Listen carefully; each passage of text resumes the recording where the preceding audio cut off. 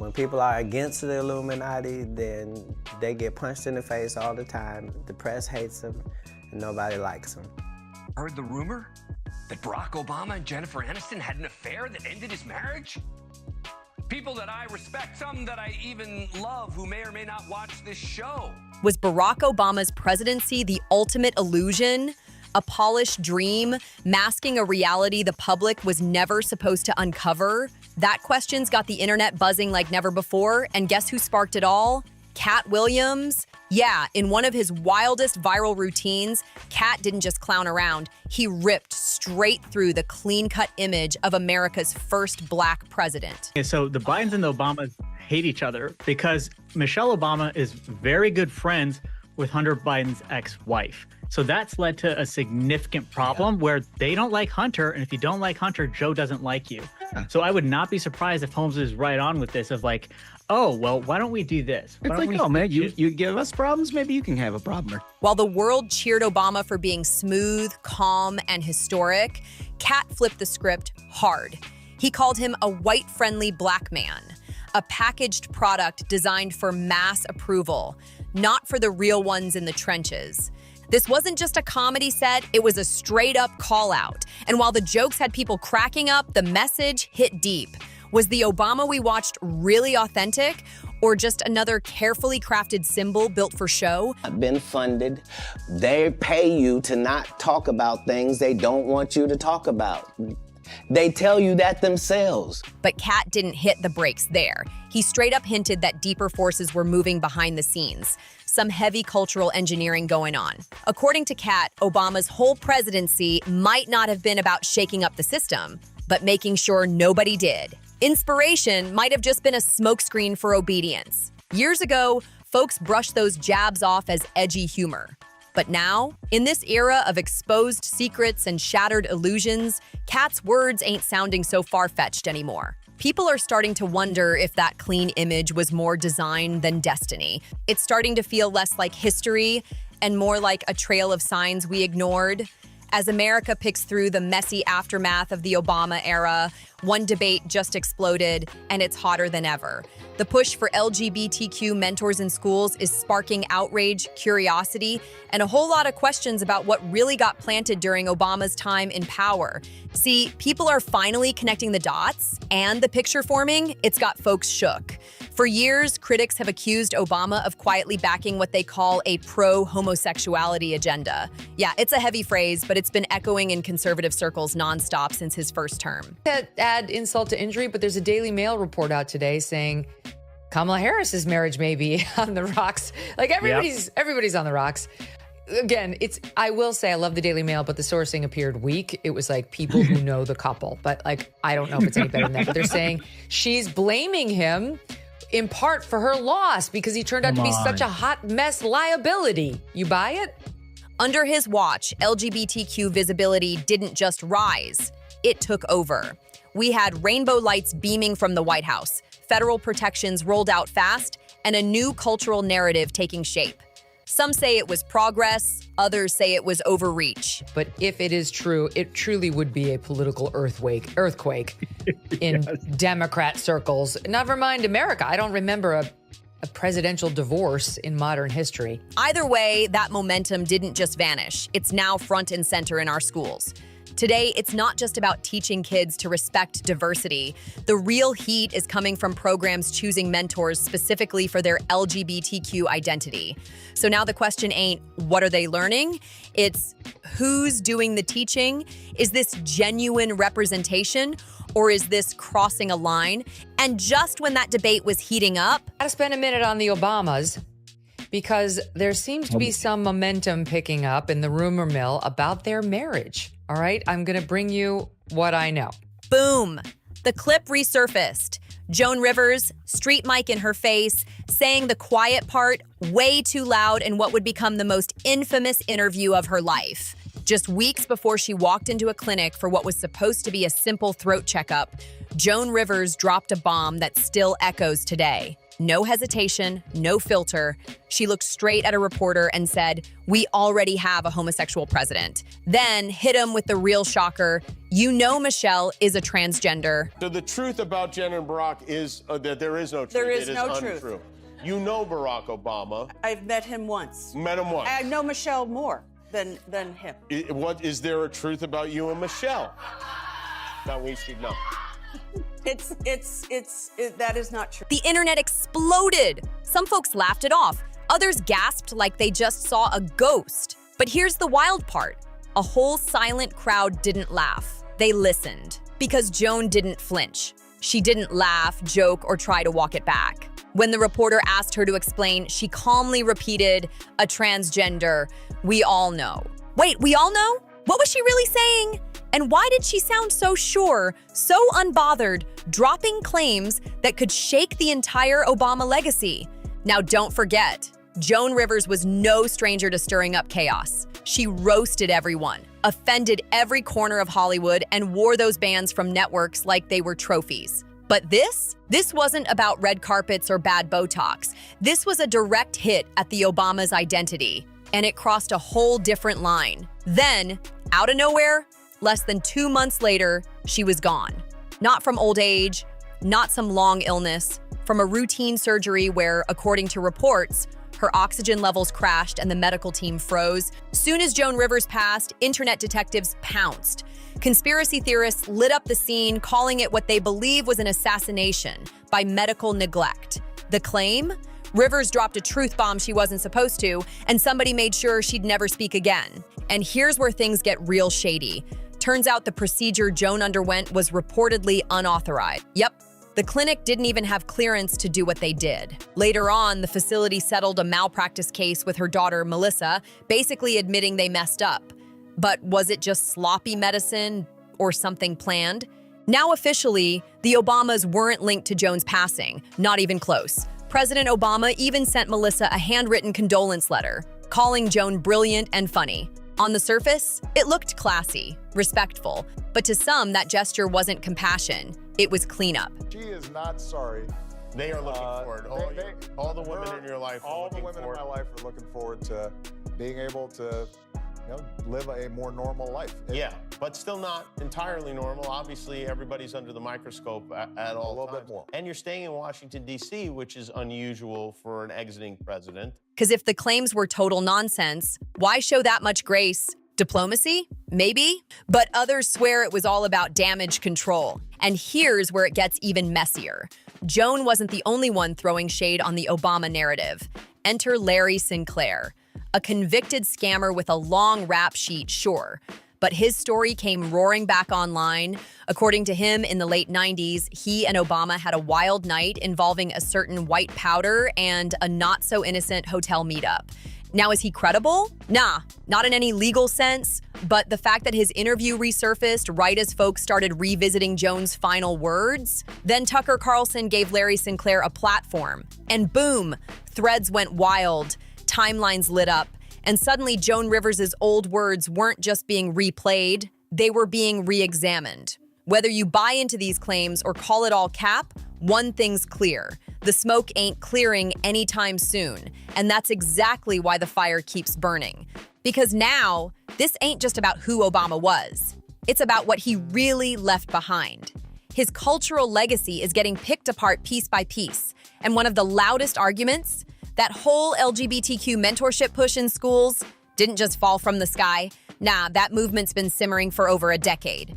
Look at that and go, no, it is not. No? Yeah, no, it's not. I mean, the thing about what I learned in those 8 years is that home is where we make it, and we were in the White House for 8 years, but it wasn't the house, it was us in it. It was our values and our love for each other, and we just moved that to another house.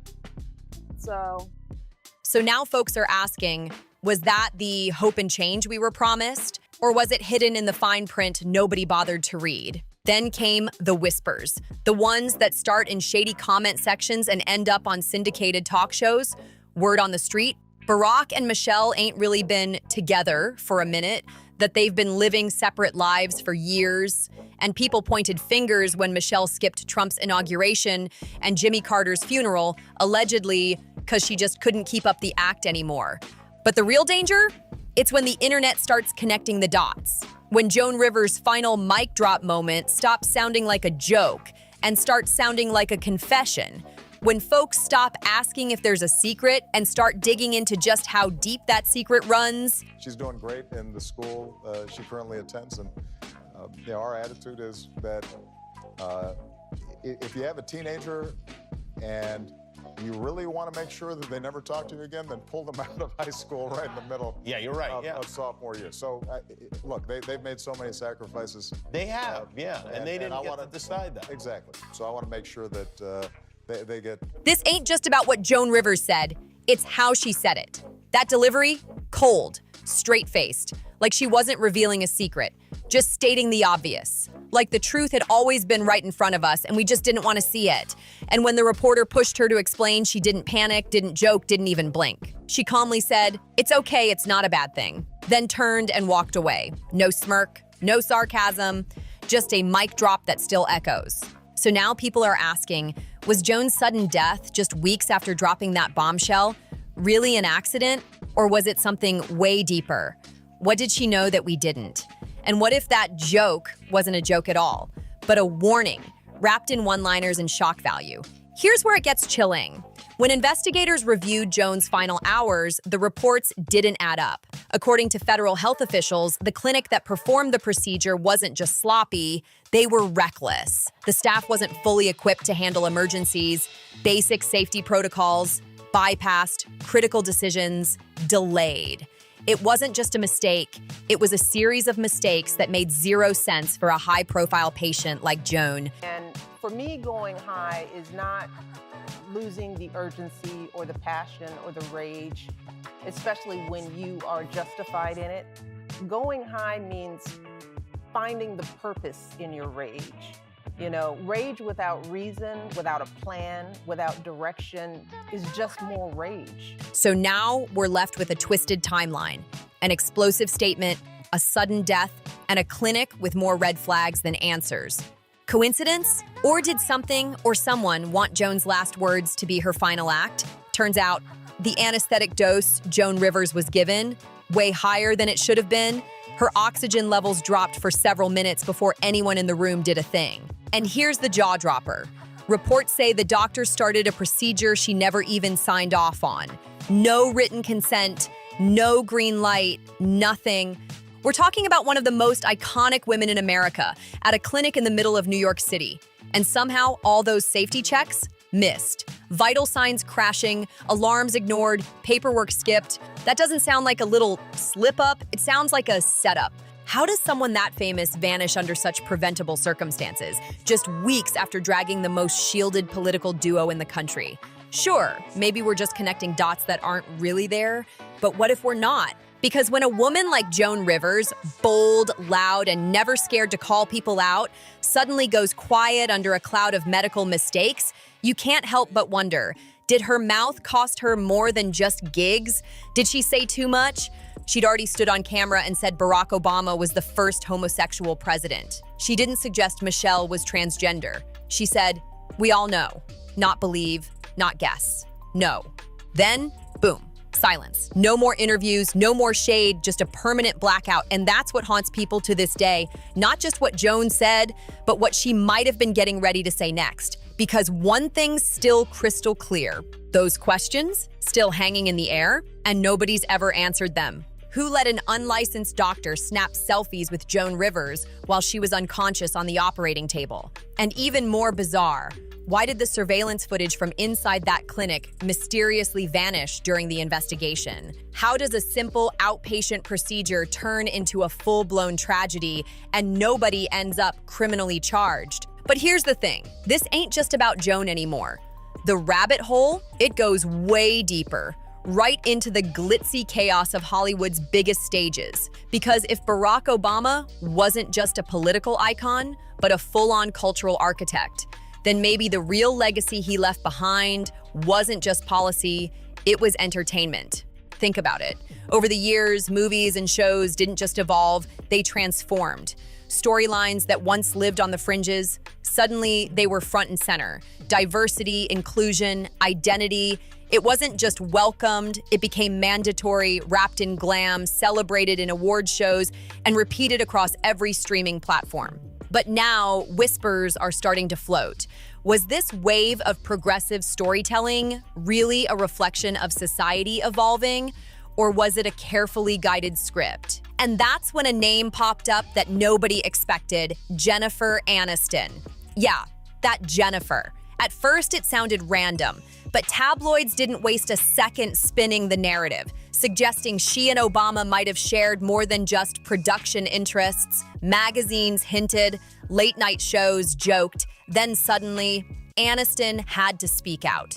Her response? For instance, like this is a magazine that came out a couple of weeks ago and said the truth about Jen and Barack.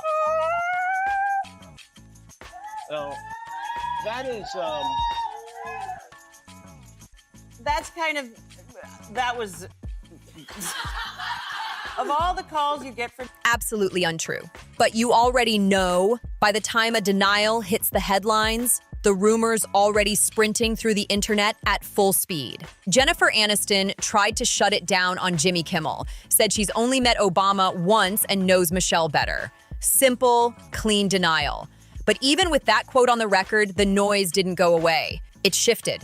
The whispers stopped asking if there was a romance and started asking a bigger question. What if the connection between Jen and Barack wasn't about love, but about power? Since stepping out of the Oval Office, Obama hasn't exactly faded into the background. Through Higher Ground Productions, his media company, he's inked major deals with streaming giants, rolled out documentary hits, and planted himself right in the middle of the culture machine. And Jennifer? She's Hollywood royalty. With her Apple TV success and all-American appeal, she's the kind of celebrity who can sell anything without even trying. Put the two together, one a former president, the other a beloved actress. And you've got a dream team for shaping public thought without ever stepping behind a podium. Sounds wild? Maybe. But if influence is the new currency, then Obama and Aniston are walking gold bars. Trusted, polished, and everywhere. And if you can deliver a message through entertainment, through scripts, roles, and subtle themes, who needs press conferences? Now here's where it gets shaky. If Obama's time in the White House was just Act 1 of his plan, could Hollywood be Act 2? And if so, are we watching content or being fed it? Because the bigger the names, the smoother the delivery, and the harder it becomes to see where the truth actually ends. This ain't politics by policy anymore, this is persuasion through storytelling. A whole generation raised on Netflix, Hulu, and endless binge sessions might not even realize how deep the messaging runs. Political ideals don't always show up in speeches, they sneak into plot lines, characters, and trending shows. And just as Obama stepped off the political stage, boom, the wave of progressive content took over primetime.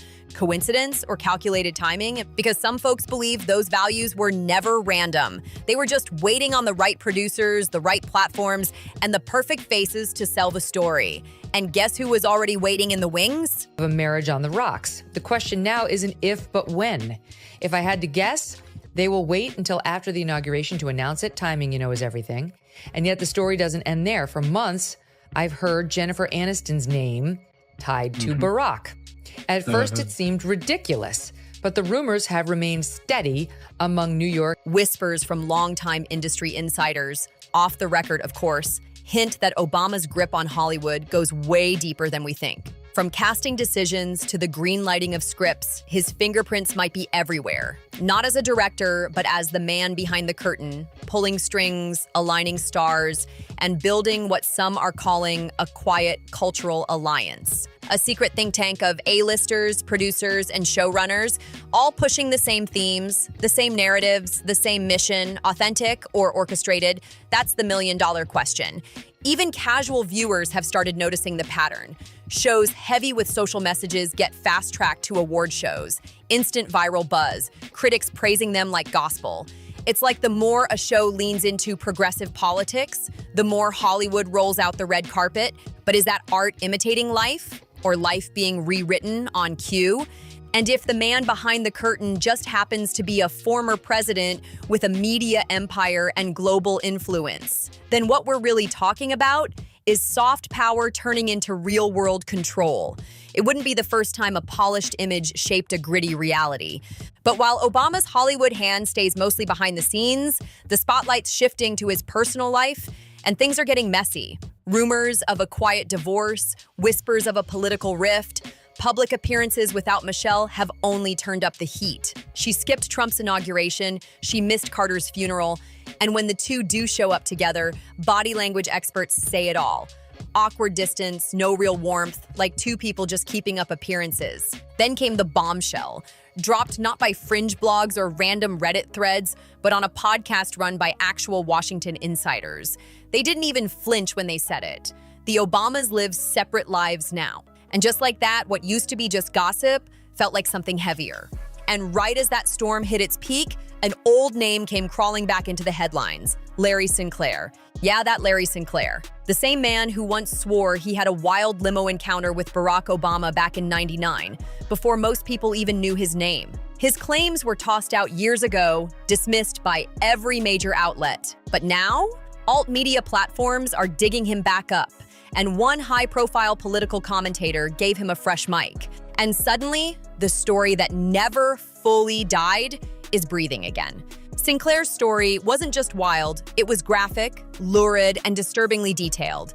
And sure, his credibility got shredded back then. But what's got people looking twice now is the timing. His sudden comeback right as old cracks in Obama's image start to widen, that's what has the internet buzzing.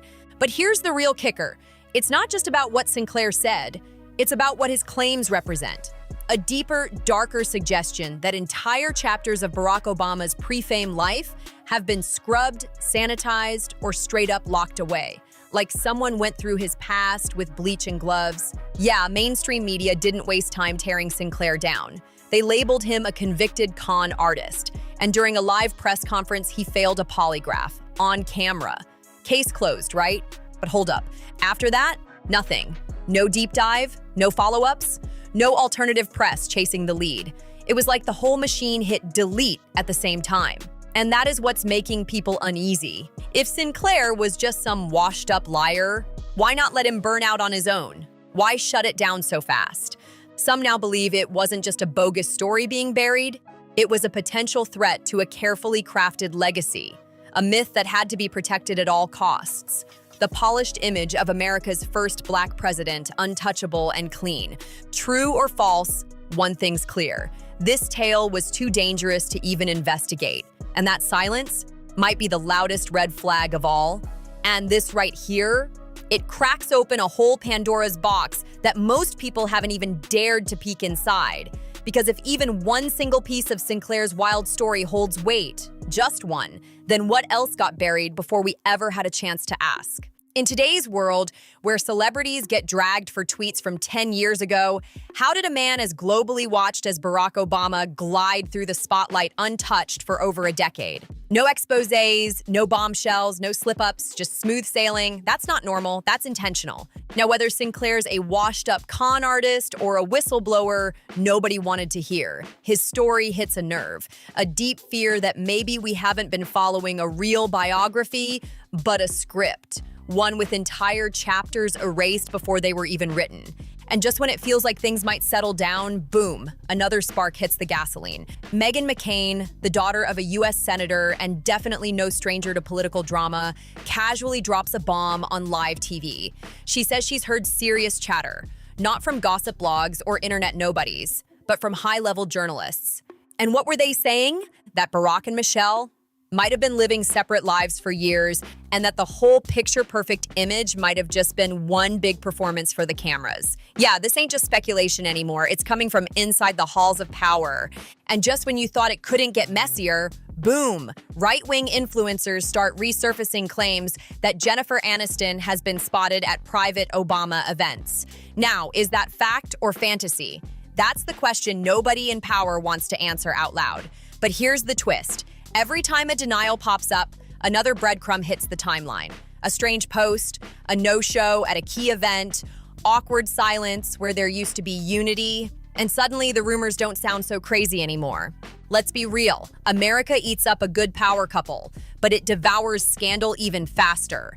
And when the couple in question built their whole brand on love, loyalty, and the cleanest image in politics, even the idea of betrayal hits different. It's like watching a crack form in a national monument. But maybe this whole thing ain't even about breakups or secret hangouts. Maybe the real story is bigger, like way bigger. Maybe this is about power, the kind you don't vote for, the kind that doesn't need the White House to run things, the kind that moves behind velvet ropes, Hollywood deals, and curated content designed to entertain and indoctrinate without you even knowing. So maybe Barack's true legacy ain't just in the history books or his speeches. Maybe it's hiding in plain sight, flowing through streaming platforms, celebrity collabs, and glossy narratives that shape how we think, vote, and live. And if that's the case, are we witnessing genius or manipulation masked as hope? That's the real question. So what do you think? Is it just all smoke, or is something way deeper going on here? Drop your thoughts in the comments, hit like if this made you look at things differently, share it with someone who needs to wake up, and don't forget to subscribe. We've got more coming. See you next time.